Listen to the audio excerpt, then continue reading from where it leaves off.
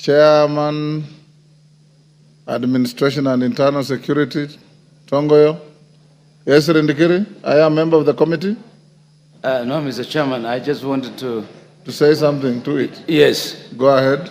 Mr. Speaker, this issue of drug and substance abuse is increasing day by day, particularly among our youth and in schools. Honorable Mwale has brought it at the right time, and I think it's a serious problem, and this needs to be fast-tracked.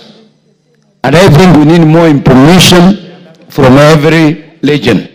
I agree with the statement that there are some public officers who are conduits and the protectors of the drug traffickers.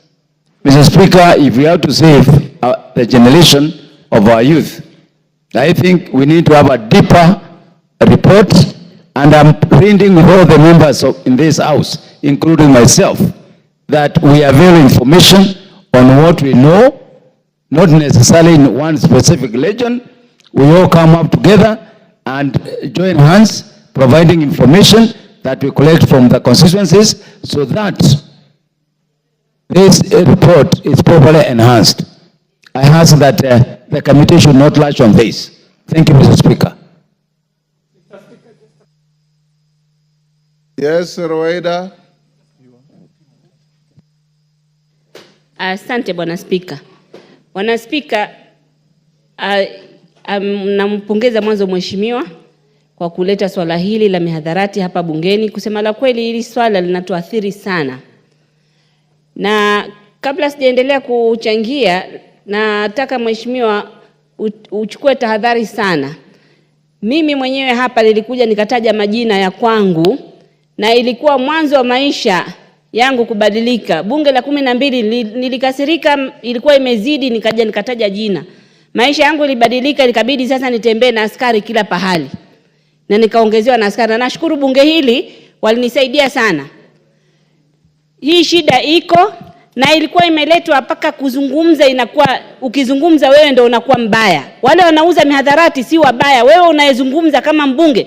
Kuna siku mimi nilienda pahali kwa mkutano, nikazungumza, nilikaribishwa nikazungumza. Kuna mtu alikuja akanishika hivi, akaniambia usizungumze maneno hayo. Yaani ukizungumza umewaletea wao shida. Wamekuwa wale wanayouza wana power zaidi kushinda hata wewe mbunge, unakatazwa hata usizungumze. Wakati experience yangu, wakati nikiomba kura, madrag dealer paka wa Lamu West wote walitoka wakaja Lamu East kunipinga nisipate, lakini Mwenyezi Mungu akawa na mimi na ndio nikarudi hapa. Hii tatizo kwangu Lamu East iko kubwa sana. Youth wetu ilikuwa percentage inaongezeka. Mwanzo ilikuwa ni nimesahau hizo numbers, lakini Red Cross wanazo. Vile inaongezeka ni maajabu. Watoto wameathirika, watoto ni vulnerable kwa sababu wako pale karibu na mpaka. Wale wakitumika vibaya itaanza kuleta hatari sana. Kwa hivyo jambo hili la mihadharati, mimi nataka pia kama ni waziri anakuja na mimi nije nichangie hapo. Sahihi, naomba permission kabisa niwe friend of that committee, niende pia. Kuna matatizo tunawajua paka majina tunawajua speaker. Kama kwangu eneo bunge langu wote wanauza mihadharati. Ukichukua mtoto ukimwambia nipeleke nani anauza mihadharati, anaweza kuonesha ni huyu anauza mihadharati. Lakini ukitaja majina nitapata tena shida nyingine. Hiyo shida nimeipata paka naogopa sasa. Ni shida. Watoto utamuona ameumia, anatoka usaha, ukimpa 200 anakimbilia nipe 200 aende hospitali, anaenda kula mihadharati. Hili tatizo liko na linatuathiri sana. Na tukiliacha kuendelea zaidi itatuathiri zaidi. Asante. Sasa hii angalau mmeanza kusema huku, lakini cost ni zaidi. Lilikuwa ni janga la cost tu, sasa ile kwa limekuwa janga la Kenya nzima, cocaine. Asante. Na kwangu si cocaine peke yake. Kwangu kuna drugs zinatoka ni tembe, zinaitwa karambela. Nimezungumza paka kwa security meeting, naambiwa zilete hizo karambela tuzione, hatuzijui. Lakini kisha wao wenyewe wameniambia wamezipata. Karambela inauzwa shilingi 20. Youth akikula hizo karambela anakuwa wild animal, anaweza fanya chochote. Na ziko na hakuna kitu inachukuliwa. Na ziko speaker, wewe mwenyewe ukitumana hapa mtu aenda kanunue pahali, utapelekwa paka hapa ndo anauza. Hakuna ambaye hajui nani anauza. Ni hawachukui tu majukumu. Asante.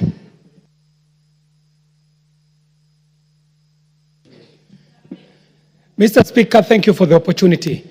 And I think cost, yes, suffers a disproportionately higher percentage of users, but cities like Nairobi are also suffering. And Mr. Speaker, as this request for statement goes to the committee, I'm hoping that the committee will apply itself on two very critical issues. One, on the role of NACADA. Mr. Speaker, NACADA in its current form and state cannot deal with the drug issue in this country. In fact, we might want to think as a parliament whether we want to make NACADA to be directly under the President's office or the Ministry of Interior so that it gets the teeth that it needs to bite. Because the elements that are needed... NACADA is under Ministry of Interior. In agreement, Mr. Speaker, yes. You didn't let me prosecute. Yes. It is not fully there because, Mr. Speaker, there are some functions of NACADA that have been taken up and put in county governments. And what is happening is that the revenue that counties are looking for is encouraging them to open as many bars as possible. And these bars, not only is alcohol being consumed there, but these bars are also the places where drugs are being trafficked through. So NACADA now ends up suffering the problem of not having resources to undertake the war against drugs, but the counties on the other side are also licensing too many bars, even close to schools, close to hospitals, residential areas, and so on. The second issue, Mr. Speaker, is that when the issue of drugs was brought to this parliament, you are a member of parliament, Mr. Speaker, and I do remember the former minister, Minister Saitoti, and the issues that were prosecuted in this house. Mr. Speaker, we will need as a nation to move this war of drugs from fighting users to following the chain. From the user, there is a peddler. From the peddler, there is a dealer. From the dealer, there is the baron. From the baron, there are international cartels. And this user would never get the drugs if these drugs never found their way into the territory of Kenya.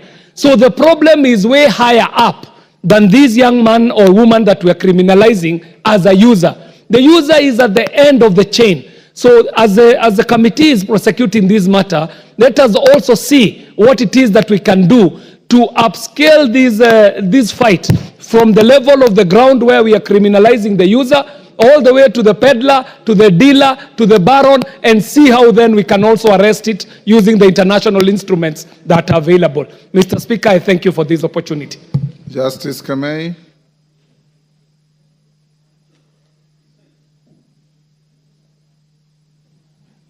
Thank you, Mr. Speaker, for this opportunity to add my voice to this very, very pertinent subject.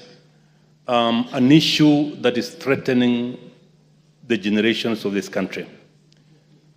Earlier on, Mr. Speaker, we used to think that it was a phenomenon of cities like Mombasa and Nairobi. The truth of the matter that right now is that this substance abuse has gone to rural areas like our constituencies. In my constituency, Mr. Speaker, there is something called Kutber. I don't know where it came from. Kuber. Something called Kuber. I don't know where it came from. That language does not even belong. It's called? Kuber. Kuber. Kuber. K-U-B-E-R. I don't know where it came from. You see a young man putting it in his mouth. The next thing is a pale shadow of himself.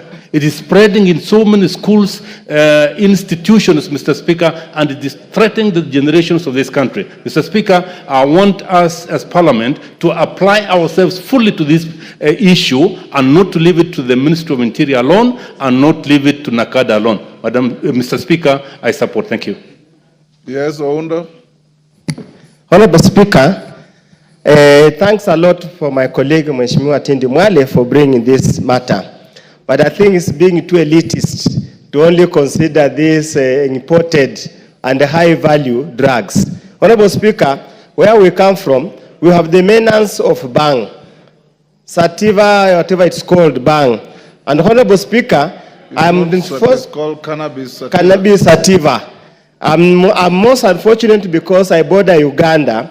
And what happens, nowadays the growing is being done in Uganda, and Funila constituency, particularly the border point at Bukwamba and part of Sigalame, is the entry point to Kenya. And Honorable Speaker, I will shock you beyond belief that actually the people who are growing bang in Uganda and transport and peddling through across Kenya to come to Nairobi are actually the policemen. They are the policemen. And we have raised this issue continuously. I even raised it to the county commander. Are you saying Kenyan policemen? Yes, Kenyan policemen. In Uganda? Yes, they cross over to Uganda and grow bang and bring and they make sure they supervise the border point, because Apora's border point through Mulwanda, Sigalame and Bukwamba, and actually transport it and they escort it all the way, Honorable Speaker, to here Nairobi. You can see how deep rooted this menace is, how well it is supported and protected by the security forces. And that's why we want to ask the committee, and it's good has been directed to the Committee of Internal Security. They really need to rein on their police force and all security apparatus in this country. Yes, they make a lot of money from it, much more than they make from their salaries and allowances. But you cannot do that at the expense of the young people in this country. Honorable Speaker, if you go to most schools in Western Kenya, when you look at the boys and the girls, even the girls are becoming notorious. They look like zombies. We are even worried. We used to laugh that people from Mount Kenya region and central, their classrooms, kindergarten classrooms were empty. Probably the next few years to come, in Western Kenya, also the classrooms are going to be empty because the boys are not doing the work they are supposed to do. Women are complaining all over, Honorable Speaker. We ask you for your assistance to solve this menace so that we can continue to reproduce, because we need more numbers to take over our position as we grow old. Thank you, Honorable Speaker. Honorable Katana. Asante Bwana Spika. Swala la mihadarati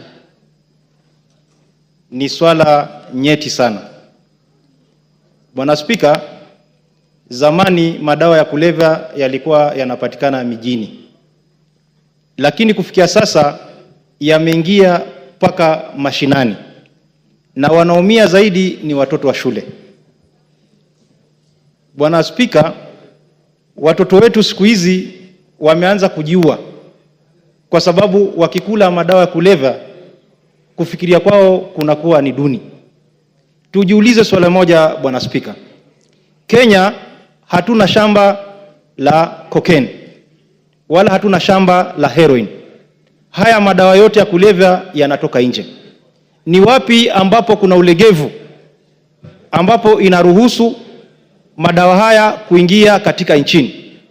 Kama vile ndugu yangu amesema, kuna baadhi ya vitengo vya usalama ambao wanajua ni kina nani wanaleta mihadarati, wanajua ni kina nani wanauza mihadarati, lakini watu hawa hawawezi kushikwa kwa sababu wanalindwa na wanalipa baadhi ya polisi wetu ili waweze kuwalinda waendelee na biashara yao haramu.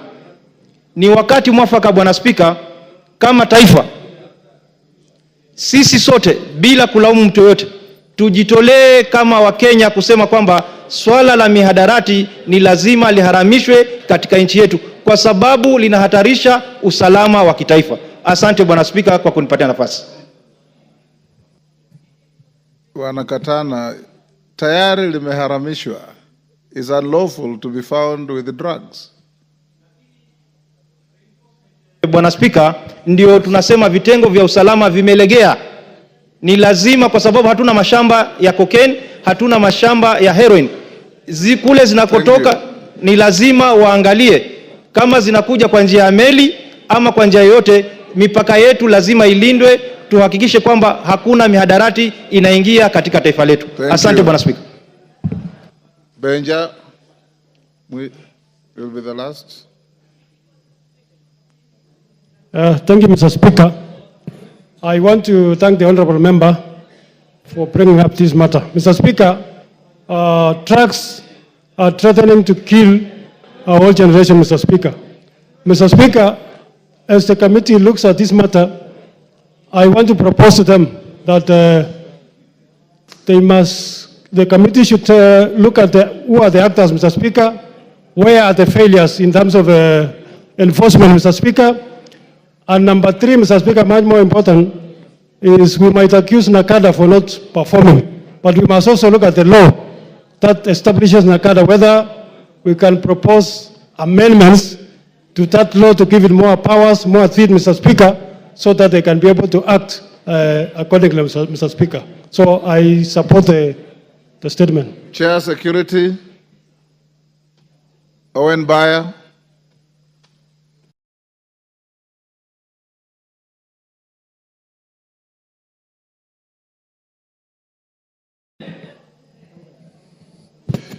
Honorable Speaker, the Honorable Tongo is not here, neither is the Vice Chair Colonel is not Inform here. them to bring a report, an answer in the next 2 weeks. 2 weeks, Honorable Speaker. Member much for obliged. Taita Taveta. Member for Taita Taveta. Thank you, Mr. Speaker, for the opportunity. Member for Mwatate, sorry. It's Mwatate. Mwatate, Bwana Mbogo. Thank you, Mr. Speaker, for the opportunity you've given me to give my statement.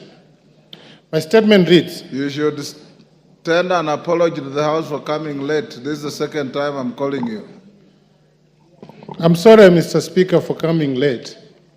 Yes. I was tied up somewhere in the hospital. I'd gone to see a patient. Sorry for that. Go ahead.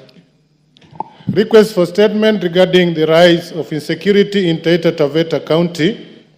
Honorable Speaker, pursuant to the provision of Standing Order 44-2C, I wish to request for a statement from the chairperson of the Departmental Committee on Administration and Internal Security regarding the recent rise of insecurity in Taita Taveta, particularly in Voi and Mwatate constituencies.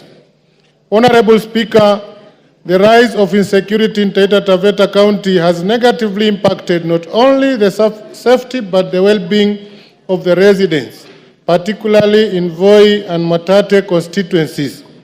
The constituencies have experienced a number of insecurity incidences in the last 5 months, with people being killed and borders stolen. For instance, in May 2024, Mr. Marian Charlie Chow of ID number 278-97833 was found dead at a satellite site around Rianchore hillside with multiple cut wounds. Additionally, a border rider, Mr. Dunningston Makio Mangombe of ID number 1382264 was found dead on 14th April 2024 in Voi Central Business District and his border stolen. On May 28,